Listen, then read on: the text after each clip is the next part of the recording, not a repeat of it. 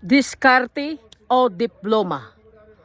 Para sa akin, mas gusto ko pong ang diploma bago ang diskarte. Kasi pag ikaw ay may diploma, mataas ang tingin sa iyo ng tao.